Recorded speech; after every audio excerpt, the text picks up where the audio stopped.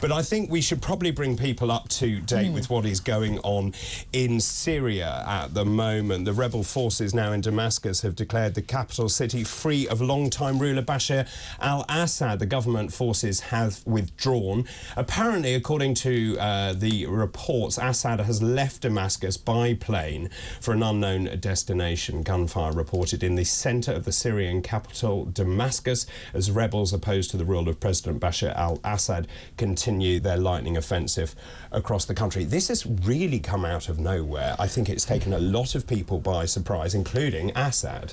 Yes, I mean, I think when you speak to experts, they might suggest that perhaps the peace deal, and I use quotation marks there, that was brokered by Turkey in 2020, I believe, in March 2020, was a bit of a sticky plaster over it, I think.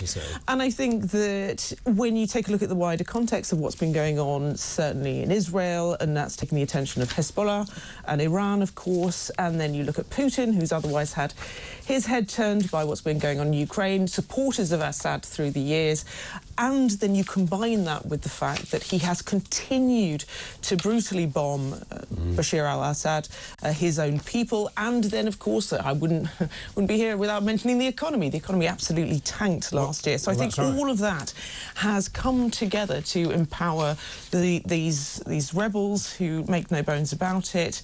While you may depose one brutal regime, we're not necessarily getting the freedom fighters. You know, these have come from al-Qaeda roots. So, you know, what is happening in the Middle East, as in so much of the Middle East, is when you think you might have some sort of a calm, it never quite is. I think what is clear, I think people at home waking up this morning will be thinking, where is Syria? Why is this important? What is going on? It is of enormous strategic importance, not just to the United States, but also to Russia. You've got multiple factions. It's in a hotbed in the Middle East, sitting between a number of countries. And, of course, there are lots of questions here about the role of Iran, the role of Russia, for example. And I think your point is really valid. They were distracted by other things going on. For example, Iran with Hezbollah, Hamas, Palestinian Islamic Jihad, what has been going on with Israel. You've also got Russia being distracted. And then, obviously, this has been brewing for a long time, but I stick to the point, which is that this has happened pretty quickly. And Assad then was saying he was still there in Syria. And, of course, he'd done a runner. Yeah, the state media was suggesting that, oh, no, he's still there, and it transpires that he's gone. We don't know where, actually. He's taken a flight. He has a British-born wife. That's a brilliant point. I'm not suggesting he's coming to Britain. What's also interesting is the words of Donald Trump, sort of saying that this is not our fight. Let them just deal with it, and let's see what goes on. This is the great unknown, isn't it? Which you've got Donald Trump, the president-elect, coming in saying, and being quite out there by saying, and he tweeted or went on Truth Social yesterday, didn't he, and put in capital letters, this is not our fight. And I don't know quite how that's going to be received around the world. And so certainly, is he distancing himself to try and to de-escalate away from Russia and Iran to say, look, we're not getting involved, because the US is often blamed for getting involved? Yes, I think that's also part of it, but I think genuinely he means what he says. This is not our fight. I think that, I mean, the brutality of the Assad regime has been on display for everybody to see, and yet nobody's really talked about it in the mainstream press. They've left, let's be honest, a lot of Syrians hanging out to dry in this sort of terrible situation. And so I think that, yes, you're right, he doesn't want to inflame sort of tensions already between Putin and Iran, of course, but I do think it is not on his agenda. Well, indeed.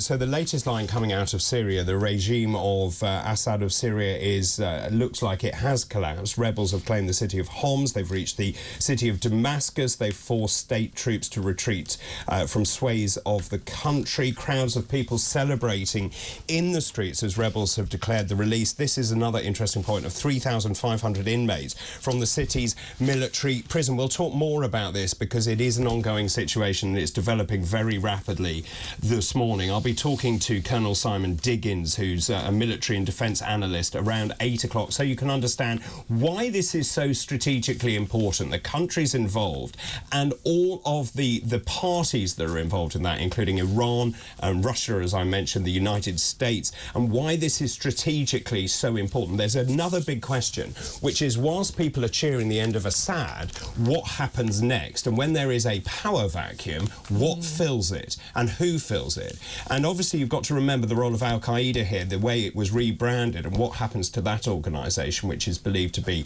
the insurgents or the people behind what is going on, deposing Assad. So it is a very complicated situation, and we'll talk about that at around 8 o'clock in detail. Let's move on and talk about Notre Dame. I was watching this last night. It's not often I'm going to praise the French, but they have done a stunning job. 5 years working day and night to repair Notre Dame. 900 years old, that cathedral. And when you look at it, and I feel sorry for them because the weather was absolutely dreadful. They have world leaders there. Obviously you've got Macron there loving every moment of it, but the world leaders, the weather was appalling, but the cathedral has been reborn. The only bell that wasn't melted down, I think, in the French Revolution, then sounding the cathedral coming back to life. Actually, it's really poetic. I think Macron really needs this right now. I would agree. And it is a success. I mean, there's something absolutely tragic. I don't know if this is I'm a history student or just generally looking at sort of something historical like that, you know, being destroyed by fire. You know, I remember the scenes, you know, 5 years ago. What they've managed to achieve is fantastic. It's phenomenal. It's how it almost should be, they said, because, you know, back in the day it took so long for them to build it and to do it that actually by the time that they'd done one part, it kind of, and then they did the next one, you needed to redo the old part. So now, you know, they've done it all in one go. It does look magnificent. Yeah, it does. What I think came out sort of politically, I suppose, it was a political event as well 100%. yesterday, was one, the Trump and Zelensky, you know, President Zelensky, the Ukrainian president, was saying that he sort of agrees and he hopes that, because Trump said when he comes in, the first thing he's going to do is he's going to stop this war between Russia and Ukraine.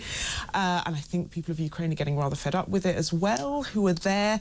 What will happen, who knows, but I think that there was that was playing out, but also for our perspective, to see Prince William, so statesman-like there. I understand that Whitehall contacted quite last minute that they needed a representative, and he went along. He had a conversation with President Trump, and, you know, the handshake, and it looked like quite a lovely conversation. Apparently Trump's saying he's doing such a good job. He did look, I thought, the part. Well, I totally agree. This is the front page of the Sunday Times this morning. Trump there and Prince William.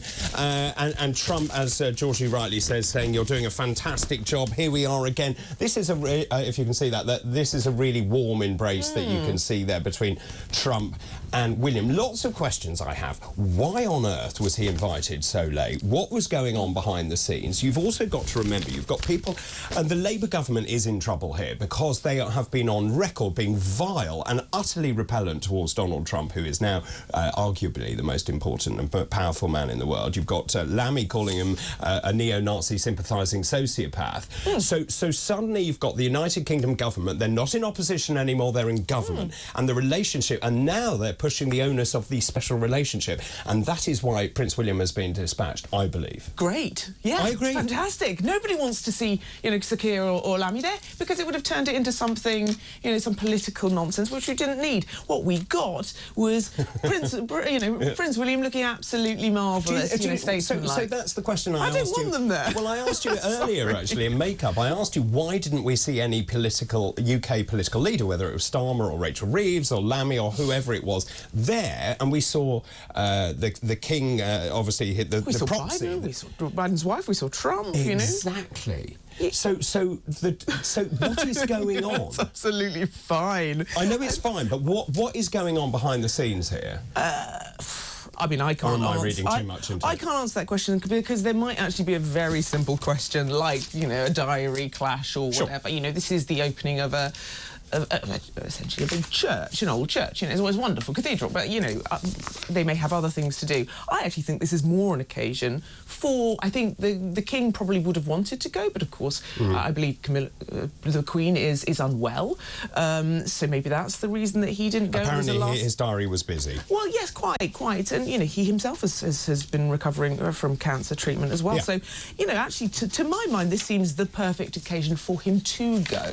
I think there's been too much going on. I mean, I don't know if this was a conscious decision by the Labour Party, but I just think there's been too much brouhaha, for want of a better word, around the Labour Party at the moment that actually it just made so much more sense to sort of send almost a clean representative just to do the job. So, you know, I actually think whoever decided, it was a great call in the end. I think so too, and also the scenes when Zelensky went in, the only leader to be applauded. We'll talk about that and, of course, what that deal means and what Trump means when he says he's going to end this on the first day when he comes into power. Also, it looks like Zelensky is saying, actually, we will cede some sort of ground in return for having some sort of NATO protection. That might ameliorate Russia. We can talk about that. There was something rather wonderful, I thought, about the opening and this bell, and I sort of go back to I mean, this is just oozing with history. The whole thing is oozing with history, and there's a lovely, lovely line. The cathedral is a happy metaphor for what a nation is and what the world should be. And I think that's great. Beautifully done, beautifully restored, timeless, actually. You think the history that cathedral has seen? Napoleon. Oh, yeah. Napoleon was in that cathedral. Yeah, no, absolutely. Louis XIV, all sorts of people have been in that cathedral. It's an absolute wonder, and that's why these are just so much more than buildings, and churches are just so much more than buildings, because you think about when they were built at a time when people couldn't read. So you needed, and it was also a bit of sort of propaganda, I suppose. It was a bit of, you know, trying to encourage people to come to church. So it's designed to make you feel. And they do when you go into a church. I don't know about you, but it's quite emotional, I think, and it's designed to make you feel that way, that connection. And I think they've obviously done an incredible job. You can see from the pictures that, you know, this is illuminated, this building. It is incredible, and I never went to it before, but I would love to go to it And now. Isn't that strange? I thought exactly the same this morning. Yeah. And the way apparently the cathedral has never looked better. And your point is it was so dirty that when they finished restoring one end, they had to start again at the other end. And the reason that fire broke out, apparently, was because it was so tinderbox dry at the top. There was restoration work going on. Yeah. But those timbers were already seasoned when they went in.